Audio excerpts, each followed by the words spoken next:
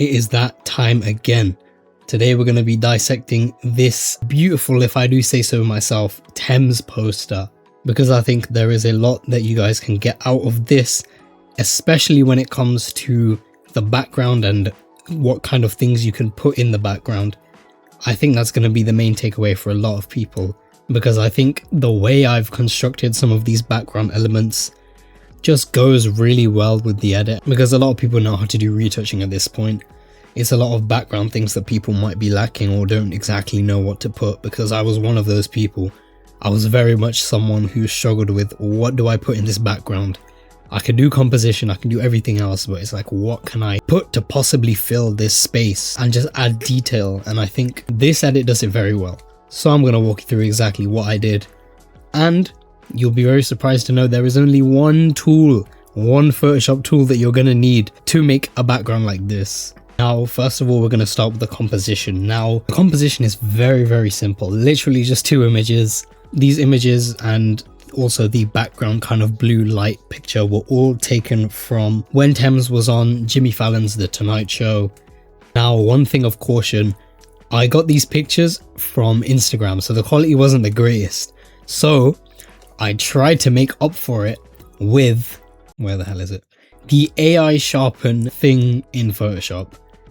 I'm telling you guys now, don't use this. This is so bad. Let's take, for example, this picture right here. This is with the AI sharpen filter on. Oh, also I have a camera raw filter on her as well, and neural filters. First of all, let me take you through the neural filter.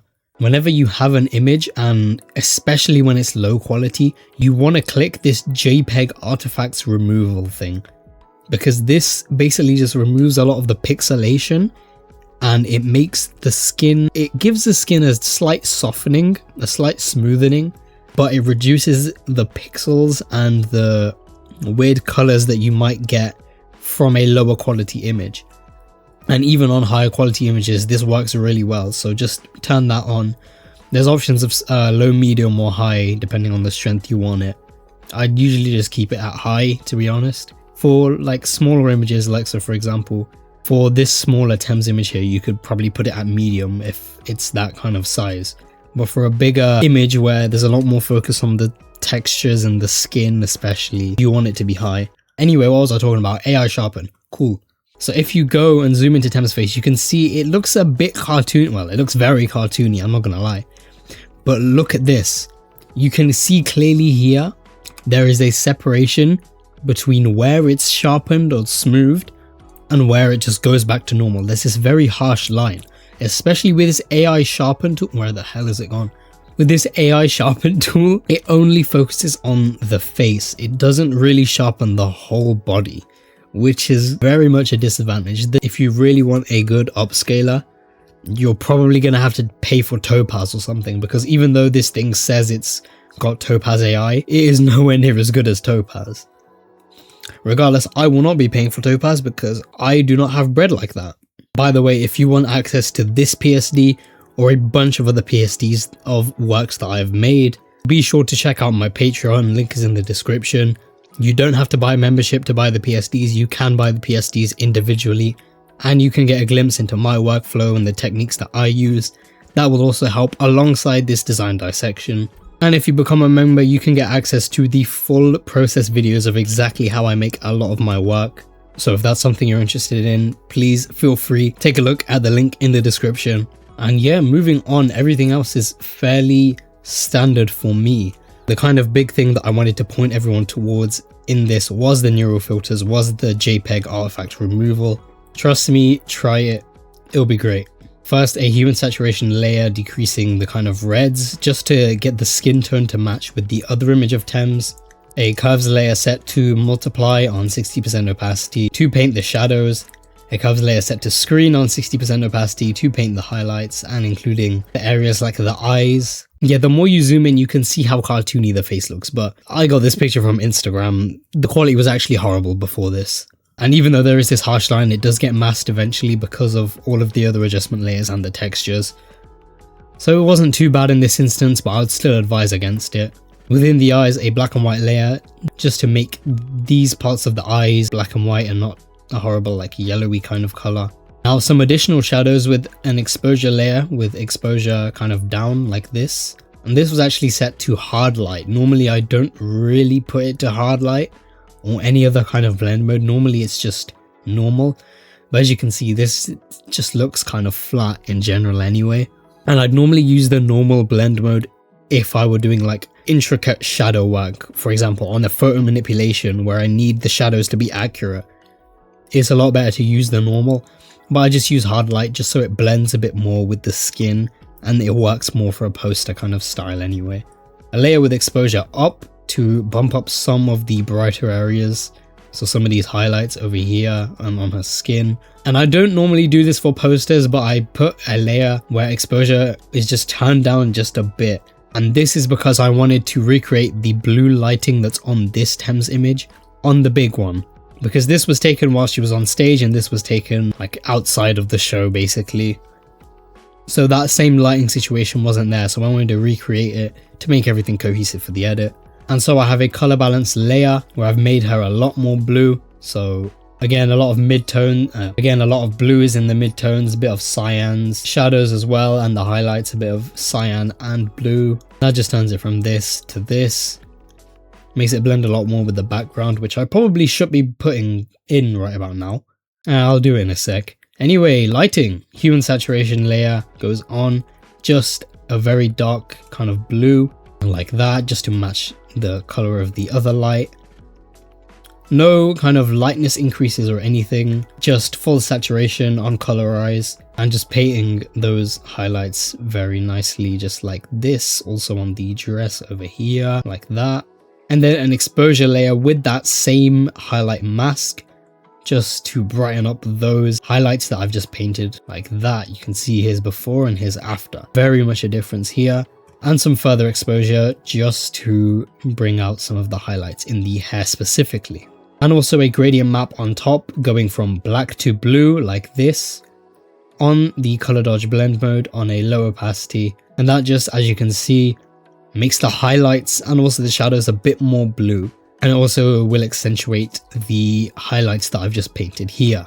So just like that, here's before and here is after. Very, very big difference. And a very similar process was basically used on this one as well. The only difference with this one is that I wanted the highlights to be only from the left side. So as you can see, I painted them only on the left side, nothing on the right.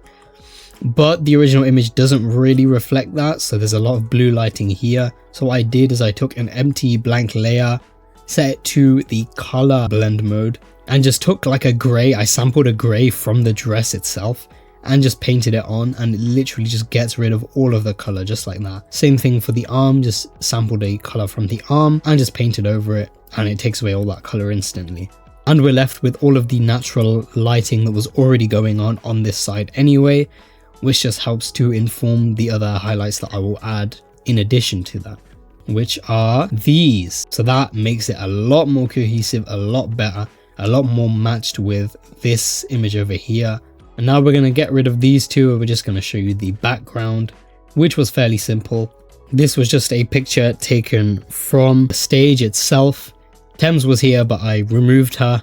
And to this, all I added was I went to the blur gallery, I added field blur, and I added some bokeh, as you can see. And that just makes those lights kind of be really, really bright and a little bit blurred.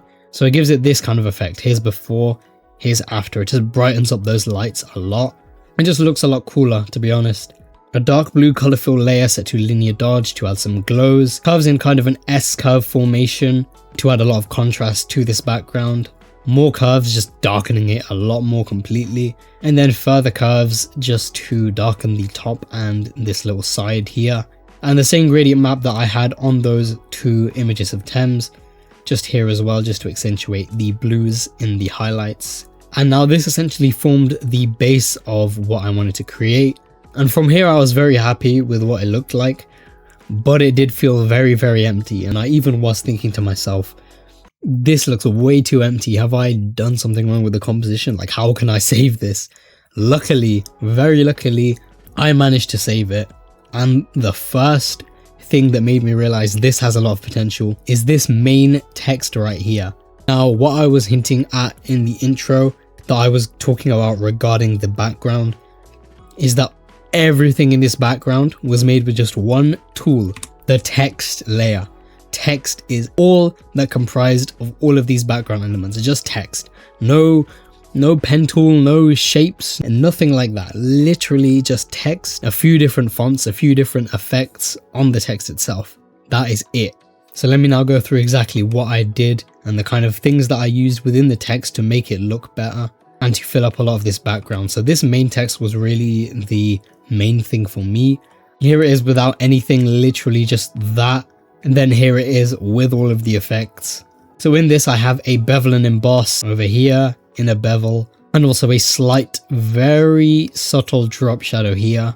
And then a gradient fill with these kind of gold colors here, alternating from lighter to darker, which really helps to sell the fact that this is actually gold. Alongside the bevel and emboss, which just adds so much texture and so much life to this. It makes it look really good. And this small text over here, all I have on it is a drop shadow, but I really like this font as well.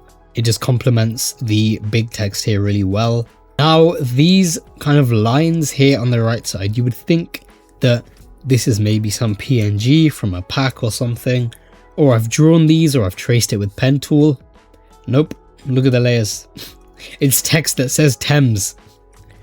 So if I remove the big Tems, you can see it's literally just text that says Tems. It's in a very slightly different font from this one, but it's basically a similar calligraphy kind of font. And all I've done to this is I've reduced the fill to 0% and then added a stroke. Very small, just 3 pixels, all in white. And if it's covered by big Tems, you can't even see anything that makes you think that this could be just text that's repurposed. It actually looks intentional with these lines going here. This little cross section up here. It looks very intentional, and it really wasn't meant to be that overly intentional. And it just goes to show experimentation works so much in your designs, especially when you least expect it. And again, another multi-purpose use for text. So learning to reposition and use it in ways that you would have never thought of is very important. And that's why I encourage experimentation and just using your own design brain and things that you like within your designs, because it will make you a lot well-rounded. You'll also have, you know, a kind of signature style or things that you perhaps do as a designer that others don't. And it's things like this, using text in creative ways, that really helps. And just to reinforce that, here goes the next text element that I used, which was this to wrap around Tems. Now this is just text that says Tems again. Would you believe it? You can see the end of the M and the S, but when you rotate it, it doesn't really look like that. You can probably see it now that I've told you, but to the general eye, this doesn't really look like it's the end of the text. Because of how this font looks, and because of the effects that are put on it, and also I overlap this little bit over here just to make there be even more depth, so it doesn't just look like the text is kind of just shoved behind her. And again, in the same bevel and emboss as this, and the same gold gradient fill. And this again was literally done just out of pure experimentation. I saw the shape of this S and I thought it would be cool to have it wrap around, and then turns out the M also kind of fit with it. So I was like, yeah, you know what, we'll do this. So I've just literally shown you 3 ways that you've used the exact same piece of text with 3 different effects, 3 different fonts in 3 different ways. So if you're struggling to think of what to fill in your background, I'm telling you, typography is king. Again, these little asterisks that I use quite often, that's also technically text. Literally just press the asterisk button 3 times on my keyboard and left a line between each. That is it. No slaving to download any kind of shapes or extra resources, just text. And just to fill up this bottom area here, is looking kind of empty. A bit more text, what do you expect? Just her name and saying Nigeria's finest. Because obviously Tems is a Nigerian singer-songwriter. Well, not obviously, you might not have known that.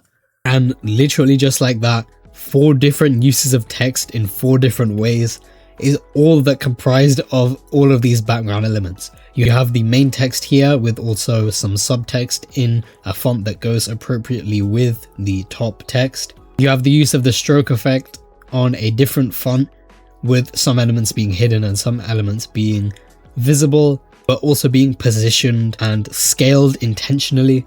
Little details like the asterisks here, or the smaller text that also goes alongside this big text, just a few smaller text elements to add a bit more extra detail and fill up that kind of bottom space. And then using text as a sort of creative element within the render work itself and within this kind of main foreground.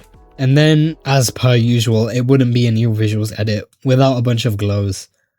So there you go, there is a bunch of glows there. There is this blue kind of light leak element coming from the top corner here. Orange glows on all of these golden bits just to make them stand out a lot more. And it also goes very well with the gold effect that I wanted, especially through the bevel and emboss. This layer was set to linear dodge add as per usual. And then a white layer set to overlay, which I don't normally do very often. But again, just to brighten up some of the background lights here, some of the areas of Tems's face, and then a few color lookups just to make the colors a lot nicer, making that blue color a bit more of a deeper royal blue, uplifting the shadows a bit to give it a more vintage kind of poster vibe, and some differences to the skin tone as well. Then the game changer. It wasn't really needed for this design, I would say, but I slapped them on anyway. I slapped on a bunch of textures. This makes everything a lot darker, but obviously you can then go and adjust that in Camera Raw or with other adjustment filters on top. But as you can see, here is before any textures and here is after. And this was the final result. So I'd added a Camera Raw filter and a few other things. So just a Camera Raw filter. The main difference here was really the color grading. So I added a bit of blues to the shadows and a bit of yellows to the highlights, which of course goes along with the whole color scheme that I had going on. Also, I did something I don't normally do, but I went into the filter gallery and I used the diffuse glow filter. Now if you see, here is before and here is after. All of the brighter white sort of areas, it just gave it a bit more of a glow. And this is not something I normally do at all, but for some reason I was experimenting with this and I found out that this actually worked really well for this. And I think it adds a very nice, very much needed bit of glow in some of these areas. And it also makes it look a lot more ethereal. Finally, the finishing touches on this were very much these lens flares that I just put on here, as you can see, in these kind of brighter highlighted areas. This again added to the effect that the diffuse glow kind of brought, and just added a bit more detail as if we didn't have enough detail already. And that is pretty much it. So not really a crazily complex design, but I think the main reason why I wanted to film a design dissection of this is to show that experimentation goes such a long way, and just sitting with your design for a bit, trying to think of different ways to use different elements to fill up a background, for example, or to add extra detail, for example. Because that is literally what design is all about. And it's very often that, especially as sports designers, you kind of get roped into the same processes, the same things, using the same elements. And I don't know how it doesn't get stale for some people, because it really does. And so I would encourage you guys to also try and use text, especially in a lot of different ways that you would have never thought to be possible. Because text can be used as more than just simply a bit of text that is there to give information or say a player's name or a music artist's name. In fact, out of the 7 text elements that I've used in this, 4 of them say Tems's name. 4. And I've still managed to make it look different each time. Anyway, I hope you enjoyed this video and I hope you took something from it. Like, subscribe, all of that. And I'll see you in the next one.